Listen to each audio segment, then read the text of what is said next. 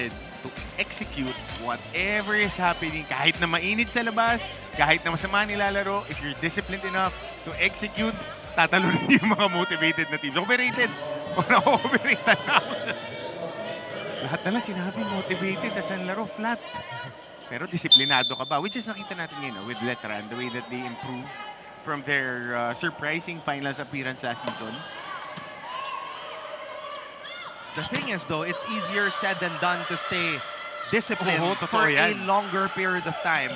Especially now that we have a double round robin for the first time dito sa NCAA Volleyball. Yan ang biggest challenge for these ladies. Yung adjustment on playing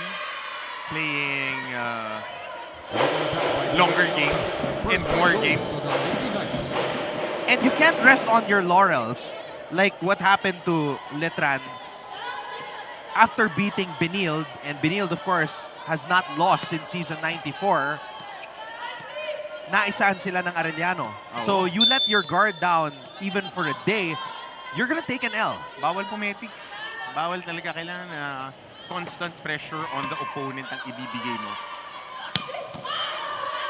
And we are seeing the power of one of our top rookies dito sa season 100, number 15. And she carries a last name that you are very, very familiar with, but no relation. No relation. I asked her, no relation daw kay Oji Menor. Pati numbers. Parehas. Parehas. Oh, 15. Parehas. But different kind of athlete. We're seeing a lot of promise from Jem. But she did tell me, though, that she did hear the name Oji Menor because people asked her the same thing as well. Pag hindi ka Pilipino, pag di mo narinig yun. Ito, somebody who has been very impressive this season is Winnie Bedania, the #1 scorer for their squad, getting that attack on the middle. Definitely one of the most improved players ngayong season. Winnie Bedania playing also in her final season in the NCAA. Estrelier to another powerful rookie, the Bicolana, Vanessa Sari. And of course, paalala lang po sa lahat ng ating mga kapusok na katutok ngayon sa NCAA Season 100. Tabayanan mamayang 3:15 p.m. ang Salamat Pope Francis. Special coverage ng GMA Integrated News sa libing ni Pope Francis. Live mula sa Vatican City. Hatid yan ni na Vicky Morales at Pia Arcangel. At itutuloy naman natin ang NCAA Games sa pagitan ng Lady Knights ng Letran at Perpetual Lady Altas sa Heart of Asian Channel, Channel 3 sa GMA Affordable Box, at Channel 15 sa Digital Free TV. 3-2. Jem Menor and Vanessa Sari. These two names are going to carry the NCAA for the next 5 seasons, Coach Hammer. True. Very impressed with the way Sari has plugged in. Kasi yun yung hinahanap nila talaga, yung ace attacker. Kasi si Makilang more of a utility attacker siya eh. And speaking of utility attackers, Nat Estrelier showing her attacking prowess. Again, converted player. Lefty setter. Na pumapalo.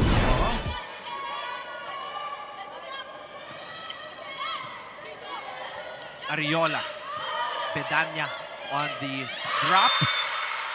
But De La Cruz with the response. Her own version of a power tip. Royce De La Cruz, the lone graduating player from the Letran Lady Knights. 5-2 start para sa mga Letranista. Menor! Basta Menor ang pangalan. Hindi nagme-menor. Okay? Okay ba yun? Pag menor ang pangalan, hindi nagme-menor. At basta kasama ko si Martin Antonio, he finishes my sentences. Proven. 10 taon na tayo magkasama, brother. Bilis, no? Sari. One more time. Inaabangan talaga si Vanessa. And if there's one thing that Perpetual has been doing, it's their net defense. Maganda yung kanilang net defense. And pag si Andal nasa loob, she can cover the backside. Kaya kampante yung mga middle blockers. When we notice it throughout the tenure of Coach Sandy and throughout the times that we were covering the women's volleyball tournament, ganyan yung mga template ng players talaga nila. Matatangkad na lanky. Sari. Fifi. To Gem Menor. Popped up by Laramie. Estrelier. Oh, you can see the activity on the floor. Yunat Reyes with a miss hit. Maganda rin nilaro ni Pao Reyes during their previous game. Very impressed with her. Kaya lang kulang sila dun sa pangdiin dun sa dulo, yung finishing kick. 16 points for Pao Reyes. Despite the loss against LPU. Ariola running attack para kay Winnie Bedanya. Sumabit lang sila. That's the Kurth Rosso special. Oh, our boy! Lost so much weight. Lost so much weight. Pero mukhang mahilig din sa rom-com. Mahilig sa rom-com si Kurt eh. Paring Kurt, alam ko nanonood ka dyan. Kita ko ng isang araw eh. Service error.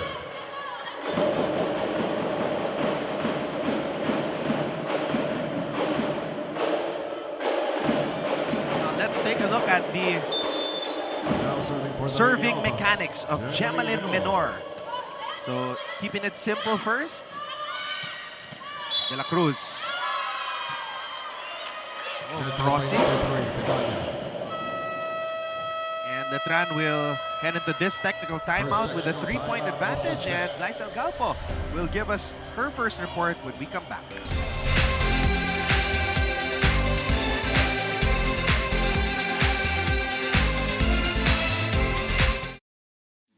Kilalang-kilala ngayon si Carlos Yulo sa kanyang double gold sa Paris. Pero alam nyo ba na mayroon nang naunang Carlos na naglaro sa Olympics na tubong NCAA? Siya'y walang iba kundi si Carlos Caloy Zaga na nagpa-champion sa San Beda Red Lions ng 3 beses noong 1950s. Lumahok si Loizaga ng 2 beses sa Olympics, pati na rin sa Asian Games, FIBA Asia at FIBA World Championships kung saan nagkamit siya ng maraming gintong medalya. Sa taong 2023, naluklok siya sa FIBA Hall of Fame. Talagang deserve ni Caloy Zaga ang kanyang moniker na The Big Difference. Yan ang NCAA.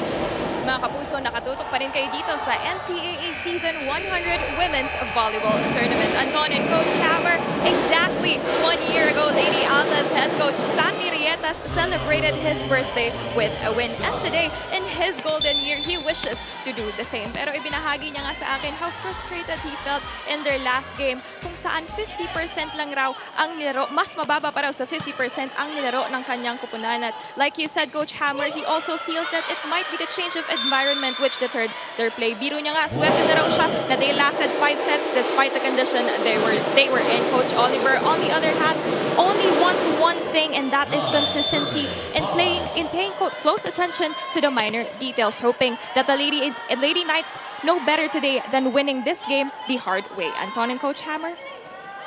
Thank you very much, Lysel. Yes, we have to remind all the viewers that during the first round, it was a school-based tournament. So ngayon, balik aircon. Oh, number 1, pag school-based, hindi naman lahat air-conditioned. That's one challenge. Number 2, mas maliit yung venue. Number 3, mas mahina yung tambol. So ngayon, pag mas malaking venue, tsaka mas matingkad yung ilaw, might be a different atmosphere.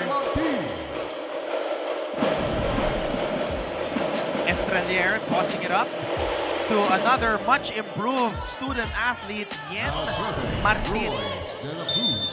Impressed din ako sa kanya last season, si Yen Martin. And during the first round meeting between these two teams, guess where the match was played? In Las Piñas. Wow. Home court advantage. Pero yun, may aircon, malamig pa.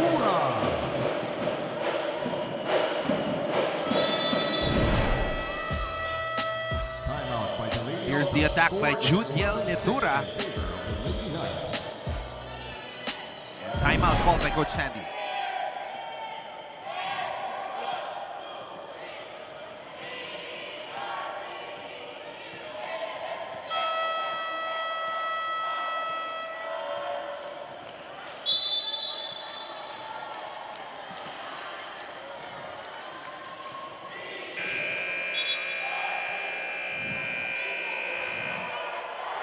Happy birthday again to Coach Sandy. And seated behind the Perpetual bench, of course, is NCAA legend from Arellano University, Regina Rocha, who of course is supporting her fiancé, Ray Taneo, a Perpetual legend in his own right. As a NCAA men's, no? legend. As a men's coaching staff si Ray. I remember when he famously proposed to Regine during the All-Star. All-Star. Yung yun. Ganda ng floor defense ng Letran. I mean, it's understandable because they have arguably, our best libero for the past few seasons.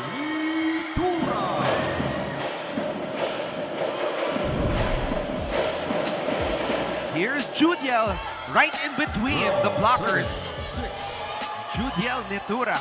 Ang laki ng in-improve ng floor defense ng Letran. No? Tapos since Coach O handled their squad, na everybody can cover ground. Hindi lang si Laramie Silva. Kahit wala siya dun sa floor, yung effect nila, yung effect niya sa kanila sila. I think they're top 3 when it comes to floor defense. Number 1 in digging. Interestingly though, number 1 sa receiving ang Perpetual. Oo. Kasi challenge yun. Ang kagandahan din na meron kang net defense na ganyan. Hindi na ganun kakargado yung mga palo. So kailangan na lang talagang extra effort ka, pero against LPU in their first game in the second round, medyo na-challenge talaga yung floor defense nila sa dami ng kargadong palo na ibinuhos ng LPU. Nitura is starting to heat up. Back to back. And Coach Hammer, we shouldn't be surprised anymore na maganda ang floor defense nitong dalawang koponan na to sapagkat both their captains are the liberos. Yeah. Pero in and out sa lineup kasi si Marian Andal. We've been asking bakit nga kasi kaka-recover niya ng injury. Pero ni Tura, 3 straight points for the Lady Knights. Judiel Nitura, number 2 in scoring at the end of the first round. Number 1, of course, was the rookie, Vanessa Sari. So what a weapon and personality Judiel Nitura is.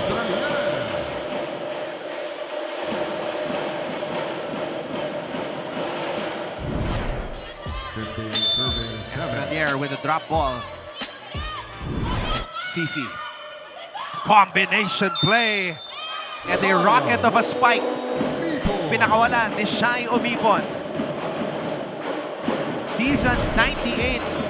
Rookie of the Year.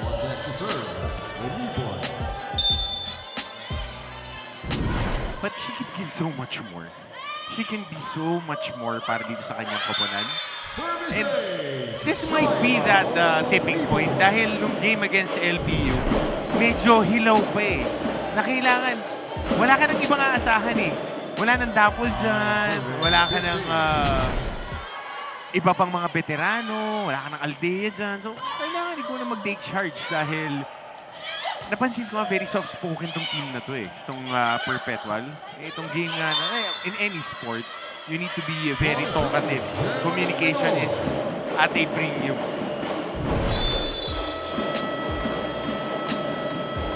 Here's the hit by Gemalin and a good read.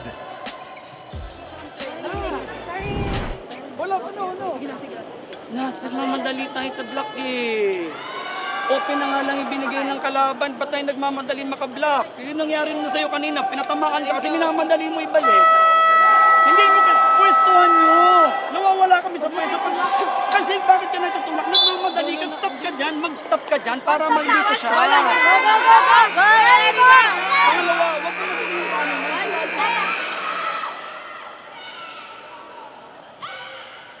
Coach Oliver Almadro, a setter himself back in the day for his alma mater, Colegio de San Juan de Letran. You can listen to his full story during our sit-down with him on the Game On podcast. Oo nga. Kailangan na ma-update yun. Talking Dami ng mga to... stories. That's why he's so... Passionate. Nakatutok talaga siya sa mga setter niya.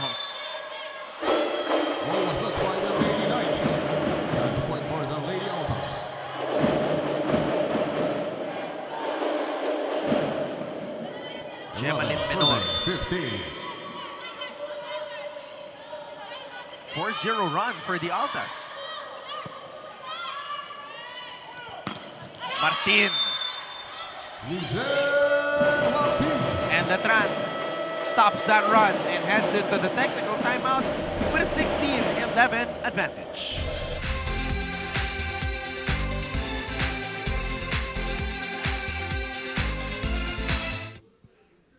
Ang unang pumapasok sa isipan pag NCAA ang napag-uusapan ay basketball.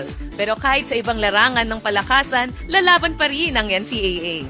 Tignan nyo ang tubong mapuwa na si Chess Grandmaster Eugene Torre na isa ng Hall of Famer. Ang taga-College of St. Benilde na Season 92 Men's Volleyball Champion at MVP na si John Vic de Guzman na nakapagkamit ng silver medal sa SEA Games. Ang kaeskwela niya na si Agatha Wong na nakalimang gold medals rin sa SEA Games sa Wushu. At syempre, ang isa pang taga-Benilde na nakapagbigay sa Pilipinas ng unang Olympic gold medal, ang weightlifter na si Heidelin Diaz. Yan ang NCAA sa siglo I. Ang unang pumapasok sa isipan pag NCAA ang napag-uusapan ay basketball. Pero kahit sa ibang larangan ng palakasan, Over the past couple of days, we've seen a lot of tributes online to a man that many people call here in the Philippines as Pope Kiko. And we have a very special coverage ng GMA Integrated News para sa libing ni Pope Francis. It's at 3:15 p.m. entitled Salamat Pope Francis. Vicky Morales and Pia Arcangel are in the Vatican right now to deliver that story. And of course, after that, we will continue our volleyball match between the Letran Lady Knights at ng Perpetual Lady Altas, Heart of Asia.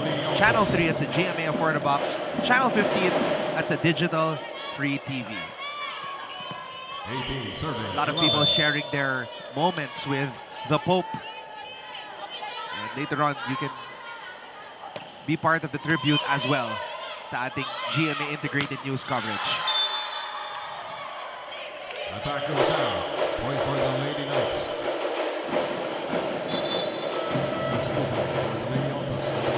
So Coach Sandy Rieta shuffling his cards here. Menor, who has been the primary attacker, at least in the early goings of this match, gets subbed out for Bustamante. May napalto ka na ba? Last game pa yan, drop ka lang, drop kahit sakto yung bigay. Tayo mananalo niyan. Kung natatakot kayo, tingnan yung mga paluan natin, bigay tayo ng score sa kalaban, no? Kaya yung silang score sa sarili nila, hindi yung binibigay natin sila ng score. Ha? Habol niya, tayo malayo pa yan.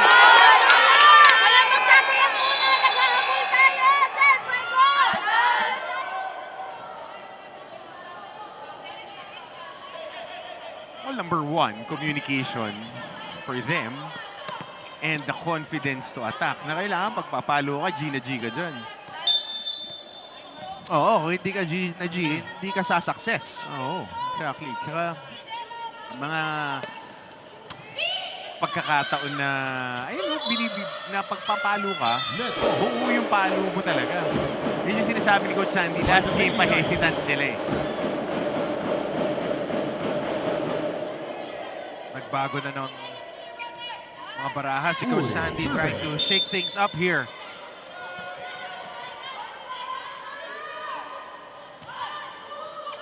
Oh! It's an ace. That's an ace Kaiser from Uy. Joyce Uy. Bea Uy with the ace.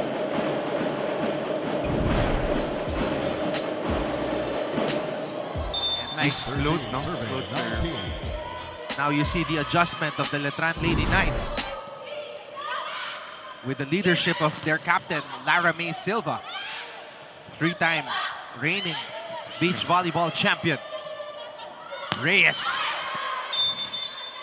Sa ilalim na palo yung bola. So they're trying to get a check ball. Pinang-time pa ni Reyes. Oh, mistimed yung palo eh. Medyo na 10 beats. Video challenge request by the Lady Altas. Block touch.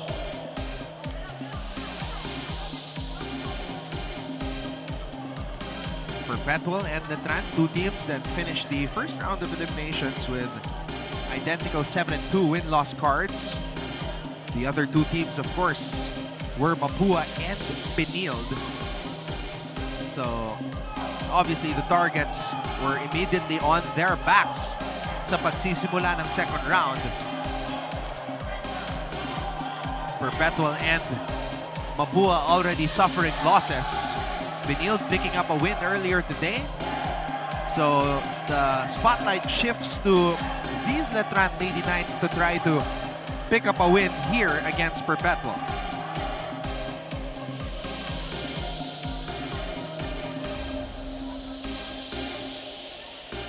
So, tingnan natin kung successful ba tong contact na ito. Ito nakikita natin. Yeah, Shai seemed very confident na may tinamaan na kamay. Tignan natin. This was that hand time hit of Reyes. Ooh! After the review, there was no block touch. No touch. Challenge unsuccessful. Lady Altas have one challenge left for this set. Coach Sandy, the birthday coach, Score just is smiles it 20, off and says, 13 yeah, in hayaan na favor lang of the natin. Lady Knights. Now serving for Letran, Marjorie Napal. Good read by Maria Nandal.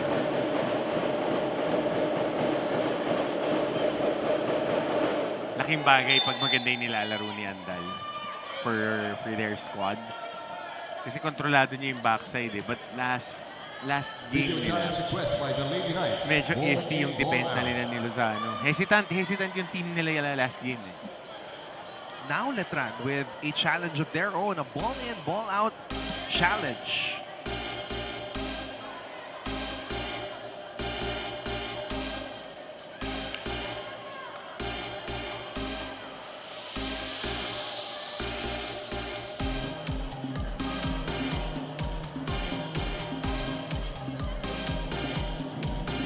Okay, let's see. Out talaga. Sayang lang yung challenge. Ball out. Challenge Ginamit lang ni unsuccessful. Coach. The Lady Knights have one challenge left for this set.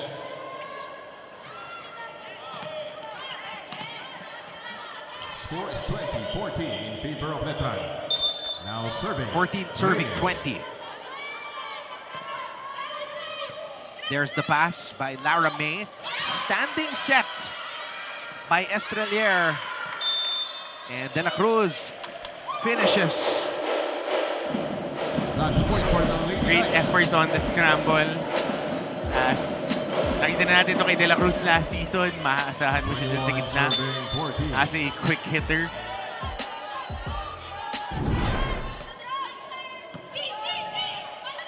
Running attack. Winnie Bedanya. A 1-2-3 transition play. Bedanya goes dashing and smashing that volleyball. Sana nag-improve din yung mga looks dito ni Winnie Bedanya. Before kasi hindi niya nakukuha yung mga running hit gaano. Hindi siya gaano binibigyan. Services, Camille Bustamante.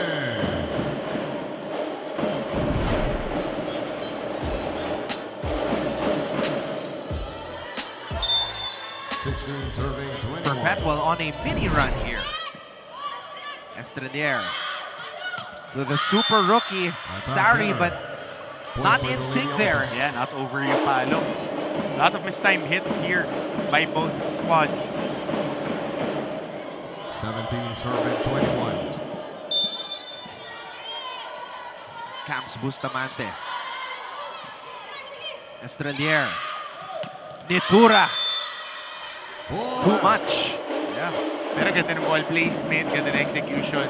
Masyadong malakas lang yung palo.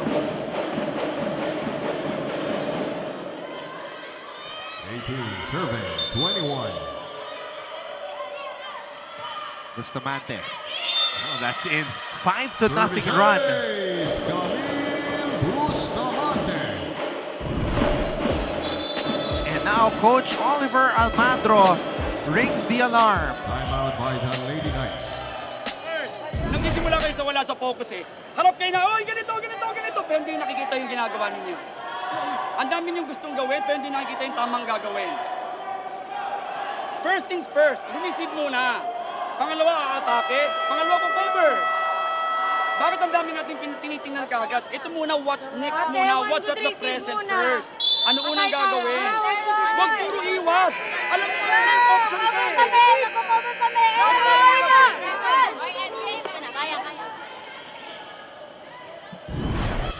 So as I said, this match happened in Las Piñas at the home court of the University of Perpetual Health System Dalta. And it was a thriller with Perpetual protecting home court. Yeah. Protect that house. 7 points off kill blocks. Malaking bagay yun kasi attacking team nitong Letran eh. They like to get into that groove na dinadala nila sa mga open hitters nila at sa opposites. Penetration 6-0. under the net by the Lady Knights. Dikit lang to. 1 point na lang. 20, serving 21. Tignan natin kung magigising. Ito mga Letranista or does Coach O have to call another timeout? Nitura. Can't put it down. Bedanya! The Lady Altas tie things up. 21 all. All 21. Yun, nagising na. Baka kailangan lang medyo nag-challenge talaga. Itong Perpetual kasi malakas talaga itong team na to, Anthony. Malakas. They have a solid lineup. Ang tatangkad pa. But the question is, yung intestinal fortitude nila. Pangatlong pagkakataon, Nitura on the drop. Ang palamang. Ariola! Wow! Ariola! Fifi Ariola! Kanina, komportable maatake yung Letran. Ito na yung counter punch. Sunod-sunod yung dating. So, titignan naman natin yan if Letran has that dog in them na makarecover. Kasi, madaling umatake pagkalamang ka, pero sunod-sunod to. A 9-0 run now. This is Bedanya winning with a capital W. 23, serving 21. And Perpetual trying to get that dub today. So, dito mo naman makikita, Anton, na ang Letran, just like most NCAA teams, hindi sila ganun katangkad in front. Yung front three nila, kaya mong paluan over eh. So Colendra, a rookie, is in for Letran. There you go. All things are not working. You gotta go to your ace player. Number 1 scorer, almost 80 a game. Si Vanessa Sari. The Bicolana rookie. A Fresh late high school bloomer. graduate, no? Yeah, from Naga College Foundation. Naglaro sila dito. Omipon. First set pa lang, pero maganda na ang ending dito. Wala pa. To close this set, and wow! Denise Colendra! Papainit pa lang tayo eh. Her name is Berenice Colendra. Substitution for And that was nice. Gotta see it twice. Score is all 23. And now, we have the return of the Mac. Gia Mac. You know she's a closer. Yep. Nakantahin ko sana eh. Relax lang. Relax lang. Mamaya. Mapunta pa lang tayo sa good parts eh. Winnie Bedanya with another running attack. You know what? If my memory serves me right, she is thesis mates with Kurt. Kasi dalawang women's volleyball players yan na thesis mates with 2 men's volleyball players. So Kurt, I'll Kurt, confirm that. Ito pala yung bumubuhat sa'yo, ha? Buhat. Loko lang. Baka si Kurt yung nagturo ng running. Oo, malamang. Tinignan ko kung humaba rin yung shorts ni Winnie. Gia Makilang registers her first point and it was only a matter of time. Score is all 24. Ito na tayo, the exciting part, the early exciting part. Hiski Return of Flores. damak, ha? Ganda ng ginawa mo dun, ha? Zik Flores. Sakto, Sabado pa naman. Service goes out. Yun lang, partner. Nanggigil. Well, actually, pagka mga service specialist yung pinapasok, kailangan di ka nag-error eh. Ikaw dapat yung pinaka-steady mag-serve. Kaya nga, service specialist. Parang 3-point shooter, kailangan shooter ka talaga. Hindi pwedeng shooter na walang shooting.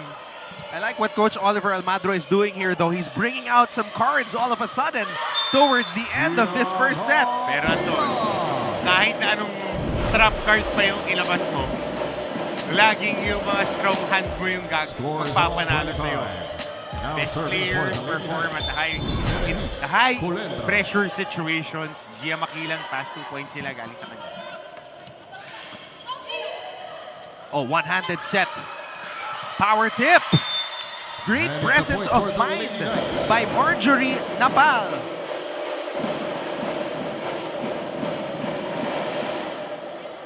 Now, Set point. it's Berenice's turn.